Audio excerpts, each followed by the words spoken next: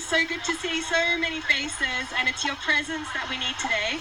So first of all, I would like to acknowledge the traditional custodians of this beautiful land that you are sitting on, the Gadigal people of the Eora Nation, and extend that respect and acknowledgement to all elders, past and present, and to know that this land that you're sitting on is and always will be traditional Aboriginal land.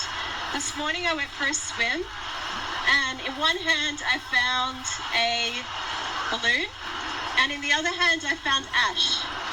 And so why would we mix that with oil? So I think that right now what I would love you guys to do so that you can connect with this country is to just close down your eyes and place one hand on your heart and take a deep breath in. And we're going to gather this heightened energy that's around us. Start to feel your heartbeat. Start to connect with your breath. And I'd love all the men to stand up. And I'd like them to place their heart into their feet. And women, you can stand up too. But what I'd like you to do is to tap your heart. And we're going to make the sound of the heartbeat. And we're going to heat up the earth with our heart energy through our feet. And I'll play clapping sticks to help with this rhythm. So men stomping. Both feet stomping on the ground.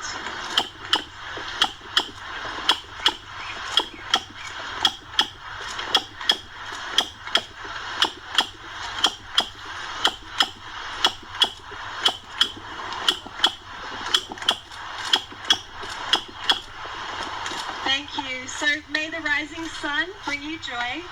May the moon restore you by night. May the wind inspire your dreams. And may the rain wash away your tears. And for the rest of your days, may you always walk upon this earth to find its peace. Thanks, guys.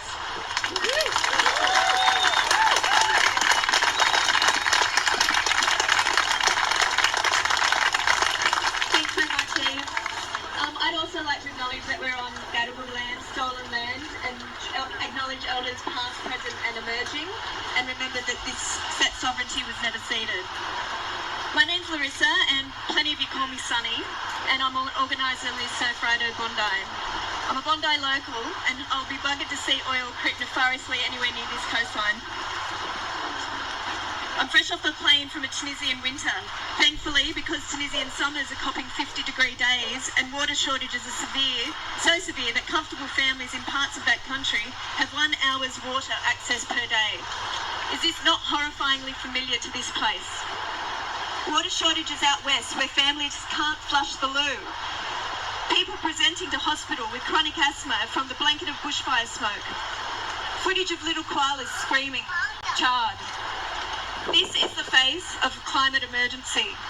Yet the fossil fuel cartels and their lapdogs on both sides of government are willing to exacerbate this by fracking the Northern Territory, approving Adani's coal mine by our precious reef, and potentially allowing Norwegian climate criminals to drill for oil in our ancient, pristine, turbulent, community-sustaining Great Australian Bight. Shame. Shame. Oil is dirty. Oil destroys. Oil kills ecosystems and puts communities reliant on the ocean into disrepair. Oil also provides protection and continuation of fossil capital. We will not curb dirty oil, let alone the climate and ecological emergency, as long as our two-party system froths over this. We need to challenge this and their toxic system. We need to do more than sign petitions and rest on votes as we've done for 30 plus years. While it's a noble thing to use reusable bags, carry a keep cup, do a beach cleanup, ride a bike to work, do those things, they're great things. But we can't think that this will be sufficient to curb the climate catastrophe. It sure as hell won't do enough to stop the likes of Equinor. World-renowned climatologist Dr. Michael Mann goes as far to call this soft denialism. We must take direct action, just like we're doing today.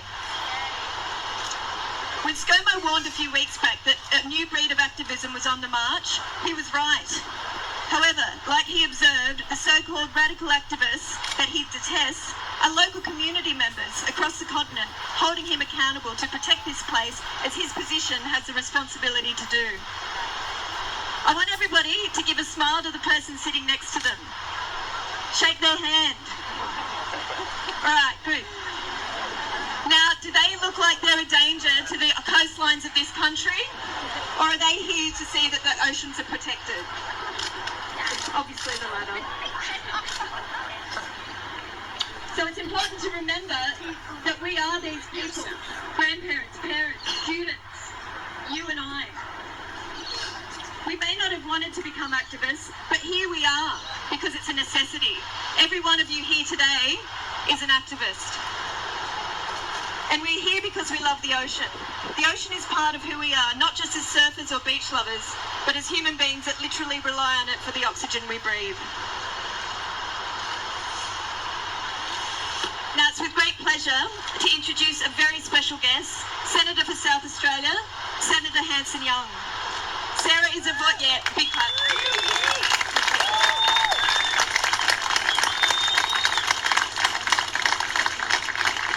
Sarah is a voice of the South Australian people who will be the first on the front line of an oil disaster should Equinor get in their way.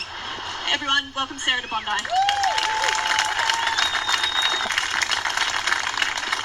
Well, hello everybody, and thank you for coming out today. As Larissa said, I'm obviously from South Australia. I'm a senator from South Australia, where Equinor, the big oil giant that wants to drill for oil, wants to do this is right in my home state, right on the front line of our beautiful coastline, our beautiful beaches. It's going to put at risk our tourism and our fishing industries. And of course, at a time when we need to be getting out of fossil fuels, why on earth we'd be opening up a whole new oil field is beyond me. This is... The Great Australian Bight is one of the most precious places on earth. 80% of the species in the Great Australian Bight are found nowhere else on the planet. It is spectacular, it is beautiful, it is unique, and it deserves protection. We don't just want to say no to these big oil giants drilling in the Great Australian Bight. We want to protect the Bight for good. We want World Heritage protection because it should be there for generations to come. It should be there to ensure that our children and our children's children can rely on it, can visit it, can make sure that all of the wonderful things that live in that part of the world, in this very special ocean, can actually exist forever. We don't want this to be put at risk because a big oil company wants to come in, drill for oil, send it off overseas with their profits and leave us ruined. The oil spill modelling from the company's own environmental plan shows that if there was an oil spill, not only is it going to blanket the South Australian coast, but it's going to come right up past Bondi, right up to Port Macquarie. I mean, this is a disaster if this was to occur. We have to stop it. We don't need it. The risk is not worth taking, and we should protect this place properly and for good. World Heritage protection would allow us to celebrate how beautiful this area is. And I know so many of you love the ocean, love the beach. That's why you're here. And I want to say, as a South Australian, I'm really, really humbled and thankful that there are people right across the country who care about how our planet is surviving, what is going on, the decisions that are being made by these big corporate giants, decisions being made by government that are not being done in the best interest of all people. And to be here in Bondi, to stand here knowing that we're about to go out into the water, to send a very strong message to the government that this is not okay, that we don't want this company ruining our coastline, ruining our beaches and putting more pollution into the atmosphere, that we can come together as Australians because there are some things that are worth protecting and worth saving. Thank you so much. I feel very humbled. And please know that along with you all here today, there are thousands and thousands of other Australians doing exactly the same thing right across the coastline. There's a group in Manly today. There's a group down in Torquay.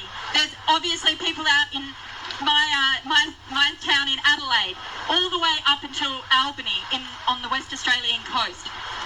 Australians know that when it's time to fight, we do it together. Let's fight for the Bight. Let's protect it. Let's get out in the water and have some fun.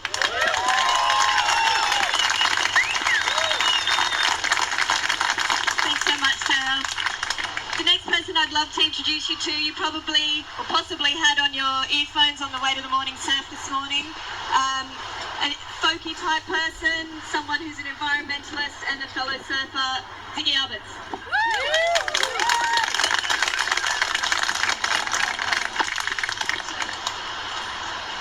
I just want to say thank you to Sarah for a really engaging speech, and I love the way she ended that by saying that look at the positivity that we've created today by coming together, look across Australia with over 50 paddle outs. Look at this hill, look at how something that causes so much controversy can also bring people together. So thank you, Sarah, for making that very clear for us today.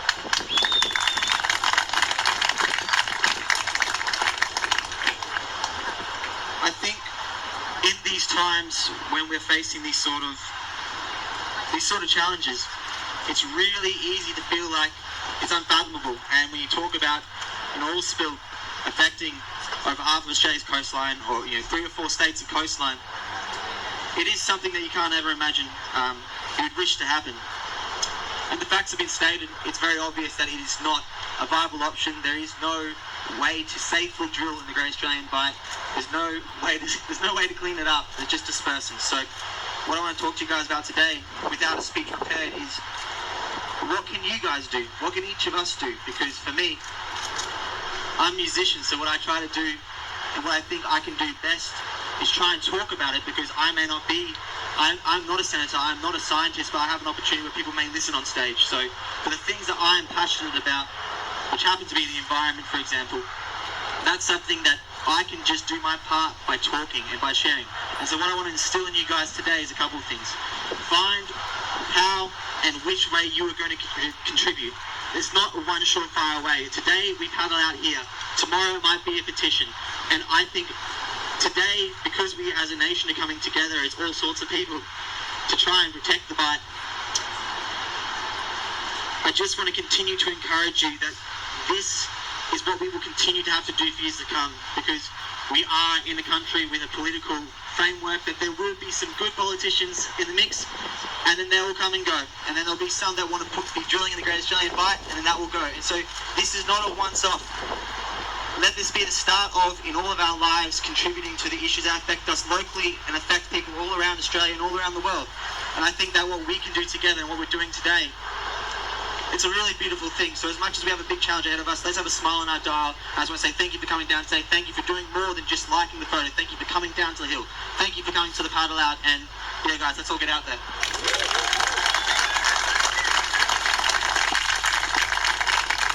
Thanks, Ziggy. Our last speaker is a bit of a legend. His name's Rune. Like Equinor, he grew up in Norway. But he's been living in Australia for the last 3 years, and he's working with the Great Australia Bight Alliance. He was also part of the team that went to Norway and crashed Equinor's AGM earlier. So I'd like to welcome him to speak on behalf of the people of Norway.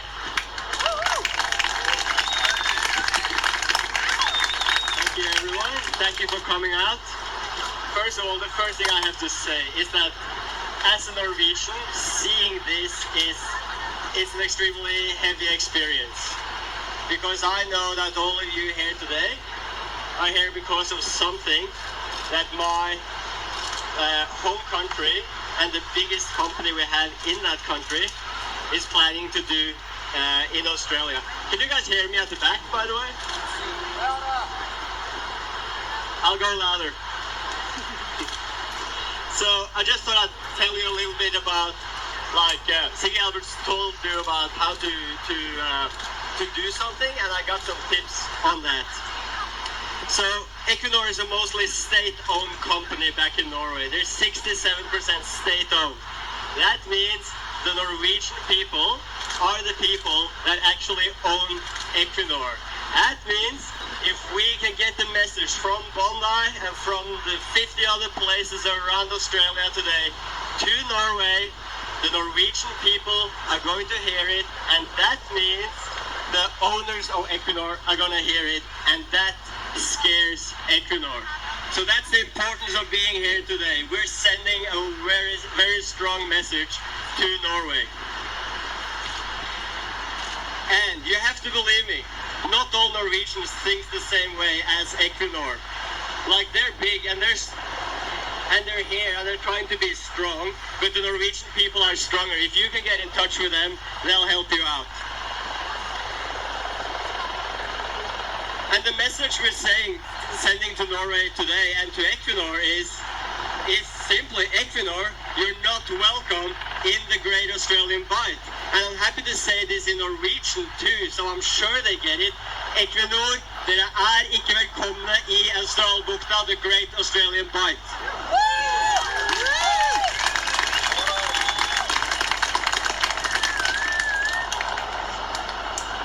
Paddle-outs like this, they are going to be discussed in Norway.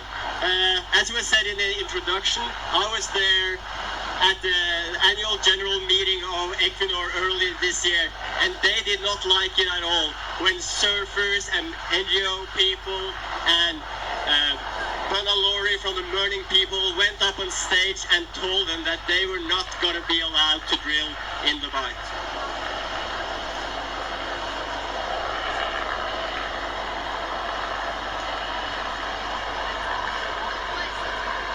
I do also guess that there might be other Norwegians here today.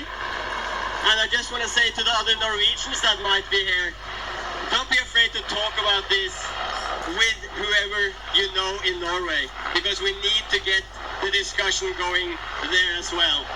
And also there's probably people from the neighboring countries of Norway, because I know Bondi is a very international place.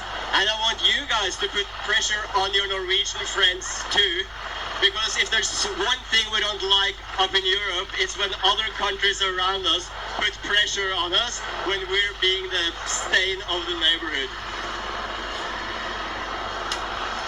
So to finish this up, the Australian people have said no to drilling in the Great Australian Bight. That's how easy it is. When Equinor first came here, they said, we're not going to push through resistance. Well, this is the resistance, Equinor. They're right there. They're right there on Bondi. They're on 50 other beaches around Australia today. It's time that you listen.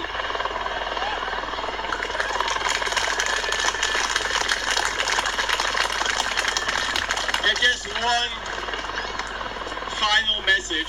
It's 2019, we're in a climate crisis, and Equinor, you want to drill in a marine park? This is the wrong project, at the wrong place, at the wrong time in history. Thank you.